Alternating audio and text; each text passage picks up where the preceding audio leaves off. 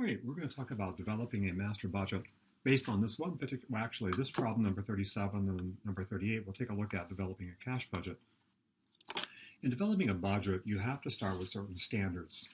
And I know, yes, the standards come into play a little bit with variance analysis and standard costing, but you can still use them even at the beginning of the year to create a master budget and then just adjust after the fact for a so-called flexible budget.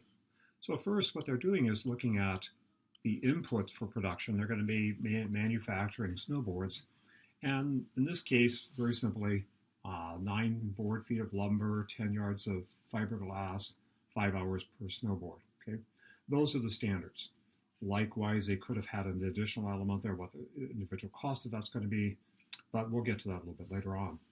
Now, in master budgeting, okay, there's always a basic premise, and that is the assumed amount of sales.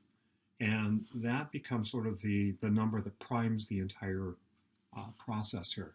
In this particular case, they're assuming that they're going to sell 2,900. They're going to begin with 500 and they want to end with 200. So the reality is what they're going to end up doing is they're going to produce 2,600. That will allow them to sell 2,900, starting with 5, and then draw down their ending inventory to 200.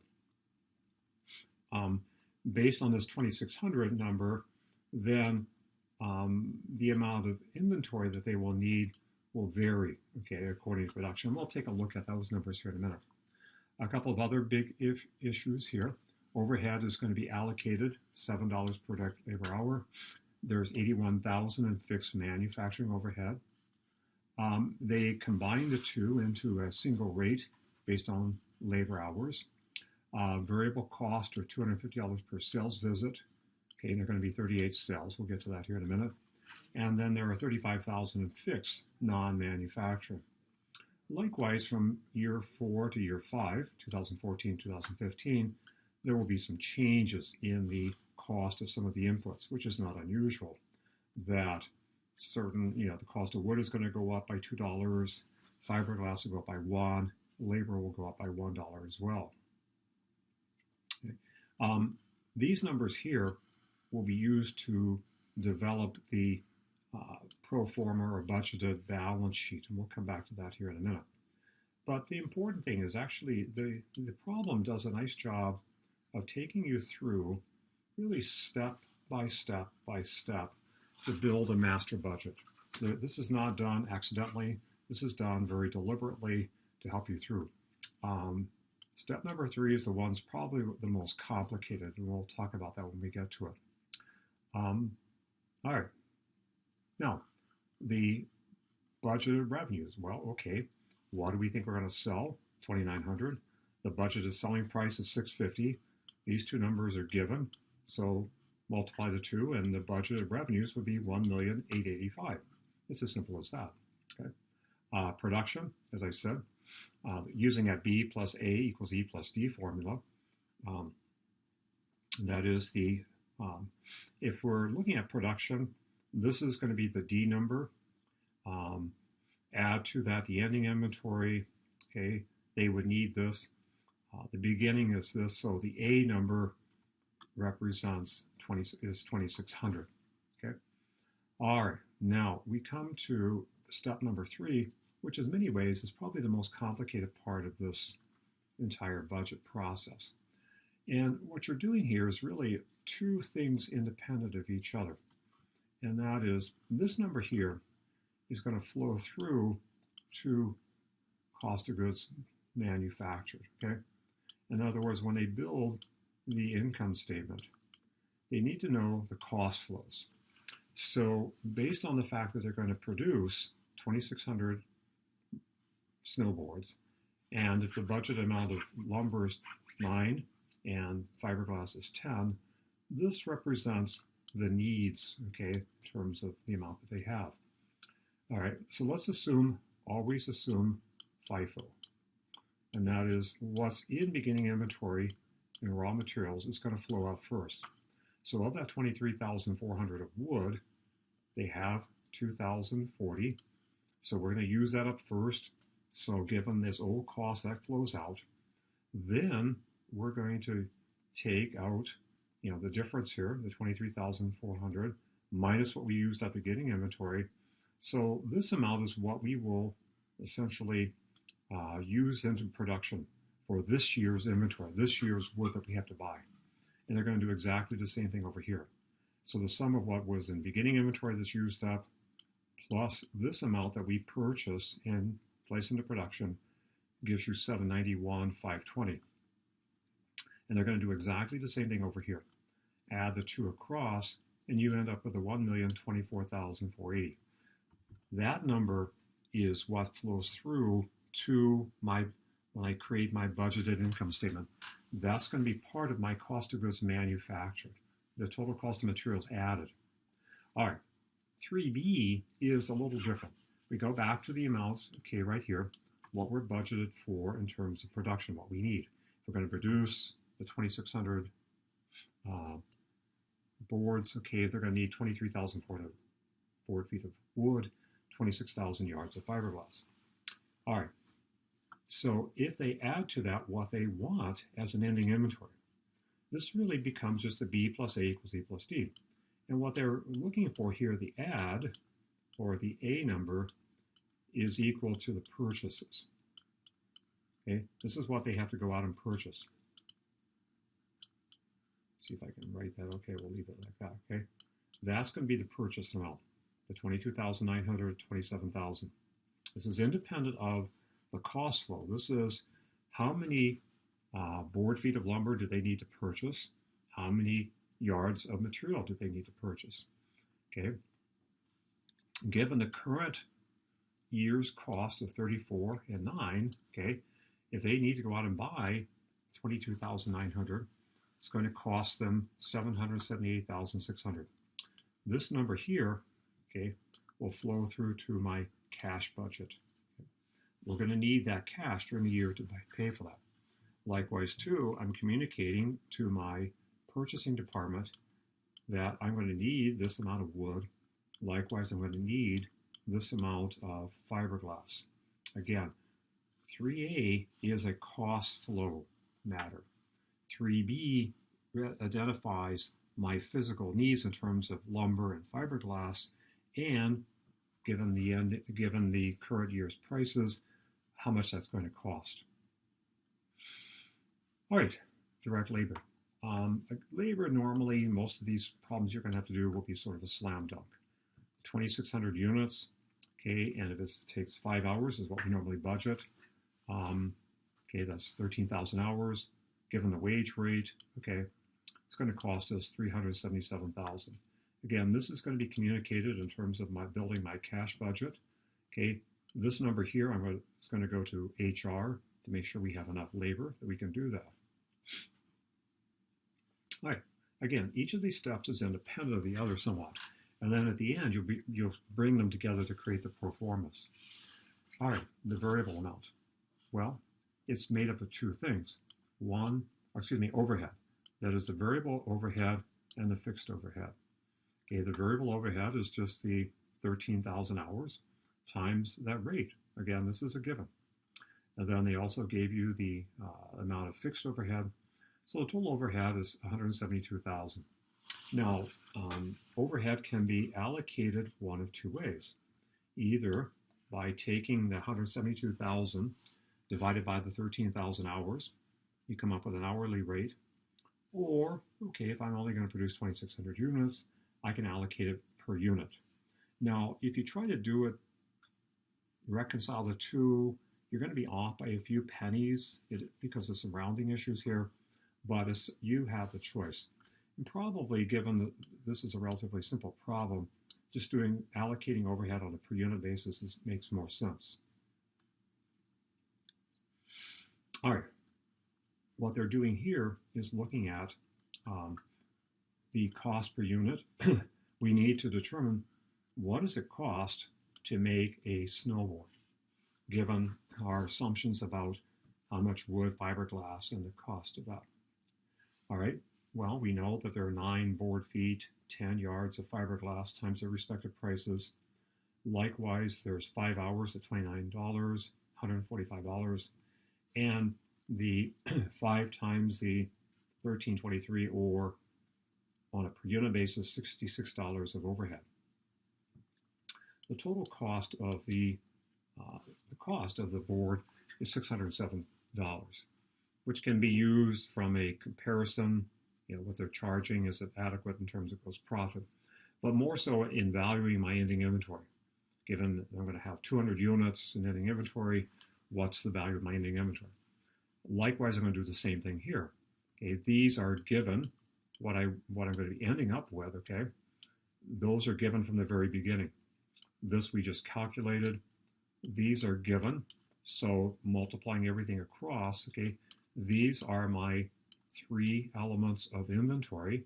That is, I have 2 so-called raw materials, materials inventory. I don't have anything in terms of work in process. Everything is considered to be done, but I do have 200 units in ending inventory and finished goods. So I could, if I'm creating a balance sheet, wanted to break those 2 out in terms of raw materials and finished goods, or I can collapse them into one account, just called total ending inventory. All right, now we're going to build the income statement. Okay, so to build the income statement, we need the cost of goods manufactured and then cost of goods sold. All right, so this constitutes the calculation of my cost of goods manufactured, starting with my materials, which I got from that 3A, the labor, and the overhead. So the total, the cost, this total amount here, okay, you could say sort of my cost of goods manufactured, total manufacturing cost is the same thing. So if I add my beginning finished goods plus what I added to it, which is cost of goods manufactured, gives me cost of goods available for sale. Well, okay, I have 200 units in ending inventory, and I calculated back up to here the 121,400. Okay, so those numbers, oops, make it a little bit easier to see there. That will give me my cost of goods sold. Okay, cost of goods sold is a derived number. You're not going to get it by simply taking a couple of assumptions. My beginning finished goods, okay, which these numbers were given to you. You just have to kind of hot and pack to find them. This you calculated, this you calculated, this you calculated again. Those steps are important. They seem sort of strange to be doing it that way, but in the end, they do come together to create the pro formas. Subtract out the amount of finished goods, I have my cost of goods sold. All right, so now we're to the point that we can prepare our pro forma financial statements. Most investors are particularly concerned with the income statement. This is a kind of a simplified income statement, but still, it can be as complicated, it can be as simple as you want. The revenues from the Schedule 1, cost of goods sold from Schedule 7, which we just did, gives you gross margin. These are from information that was given at the very beginning. This is the cost per visit to make some sales visits. They budget 38 visits. The fixed non-manufacturing costs are given at $35,000. So my so-called operating cost here, I'm going to end up with the $201,020 of operating income. These numbers here, this one we calculated above, I think in Schedule 6 or 7, I can't remember, the inventory. This was a given, that was a given, and these numbers are given. So now I can create my pro forma balance sheet to the extent that that's particularly relevant. Most investors are more concerned when they look at the income statement, or excuse me, the pro forma balance sheet, what's happening to debt, okay? What portion of the assets are funded via debt? What portion are funded via equity? How much skin do the owners, do the investors have in a game versus how much skin, how much risk are the debt holders taking on? Right now, it looks like about 20% debt, about 80 something percent, if you will, equity. Pretty conservative, not unusual. Where a startup company, generally startup companies are going to require the owners to put more in, and debt holders, as the company is successful over several years, they will perhaps allow more debt. Now, in terms of the questions here, you can read through that and kind of get an idea of what they're trying to do with that. All right, now, cash budgeting. Cash budgeting is really what it comes down to, okay, is this information here. And we're going to kind of take it in steps. Okay. Remember, we're saying that each snowboard is going to be collected. We're going to get $650. But what they're saying, okay, 40% of sales are collected in a month of sale, 45% are collected after the month of sale, 15% 2 months after. So, for example, put it in some kind of simple terms. If you made $100 worth of sales in January, $40 of that would be collected in January, $45 would be collected in February, $15 would be collected in March. And then you just keep rolling over each month. Okay? Now, it says materials are purchased in the month of production and are paid the following month. Okay? Part of the trick with cash budgeting is simply understanding the, if you will, the pattern of payment, the pattern of cash receipts. So if you bought $100 worth of materials in January, you would pay $100 for those materials in February, is what they're saying. So one way to kind of help yourself with this, as I said, to create a little stick problem, just so that you understand how the cash comes in, how the cash goes out. In many ways, that's the most difficult part of this, is just getting the timing down. Okay, labor, okay, quite understandably, is paid monthly in the month in which it's incurred. Okay, overhead, that's the variable amount, is going to be paid in the month as well. Marketing costs, again, are going to be paid in the month that they're incurred. All right. So now we have that. So what we have here, for example, is that what they're asking you to do, prepare a cash budget for July through September. Okay. So what they want here are these 3 months here. Now, as far as cash collections, remember that, let's start with July. It means, remember that 15% of May sales are collected in July, 45% of June sales are collected in July, and 40% of July sales are collected in July. Okay? So, again, this is the pattern. The 15, the 45, and the 40. Okay? So, of the total amount here, okay, the 487,500 of sales collected, or sales in July, that they have this 40, 45, 15% split. The 195, 219, 375. Okay, but in July you are collecting some of May's sales, 15% of that. You're collecting some of June's, namely 45%, and part of June is also going to be collected in August. And then it just keeps repeating. Okay, that's just this 40, 45, 15, 40, 45, 15. And so you just collect. So in any one month where you're starting, you're probably going to have to look several months forward to look at, see how much of those previous month's sales potentially might be collected in July. Okay.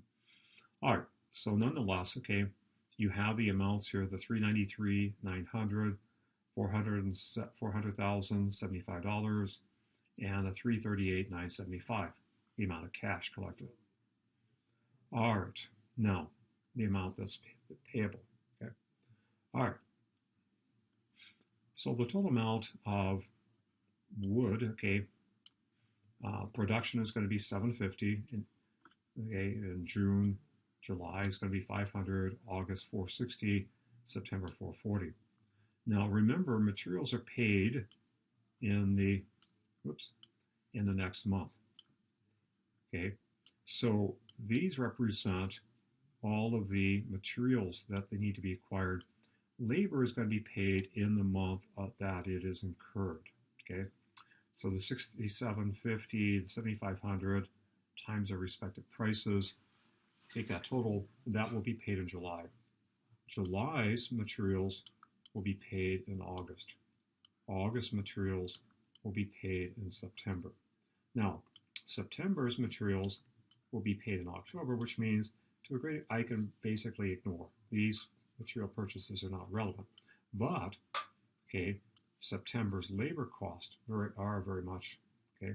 So as far as labor is concerned, these costs will be, take it times the $29, that labor will be paid in that month. All right, this gets kind of goofy, the amount that they have here, okay.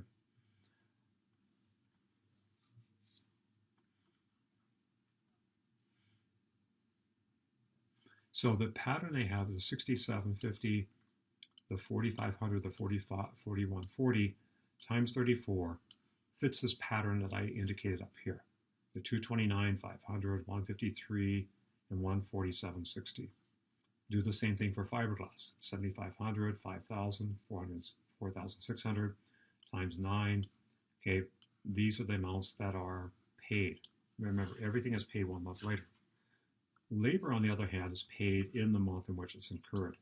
So I go back up here, the 2,500, the 2,300, the 2,200 times the labor rate gives me the cash that I have to pay for my labor.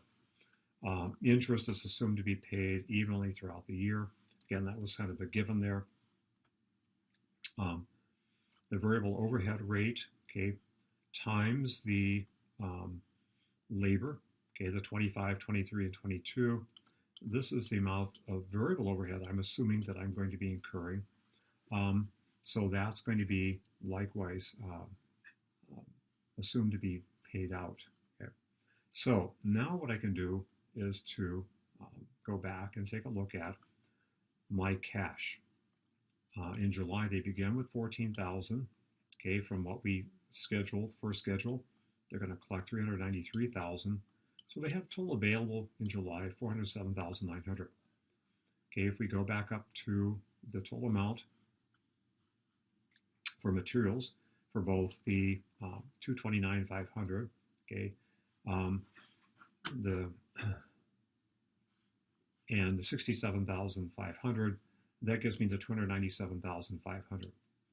The labor cost we calculated 72,500. The variable cost, okay, 17,500, variable overhead expenses.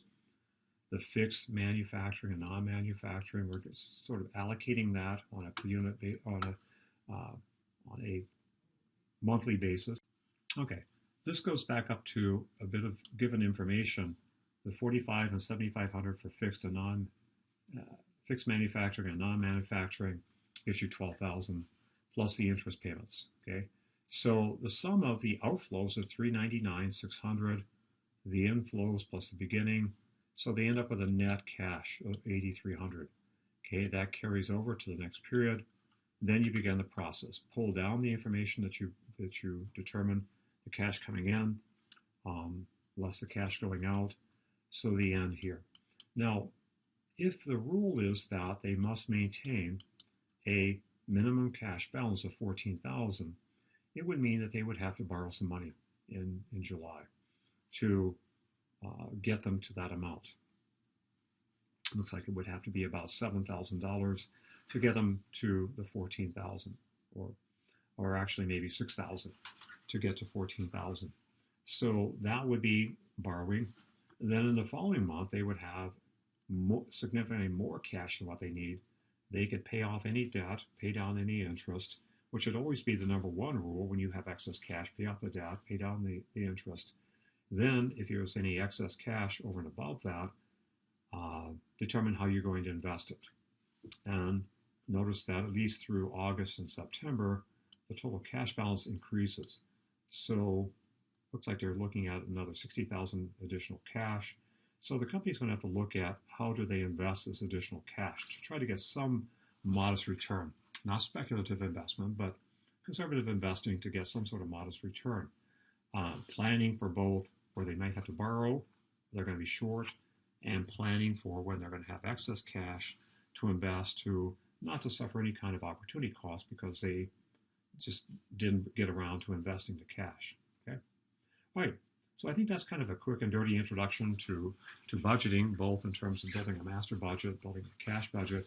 Hopefully this will be helpful to you when you as you get ready for the exam.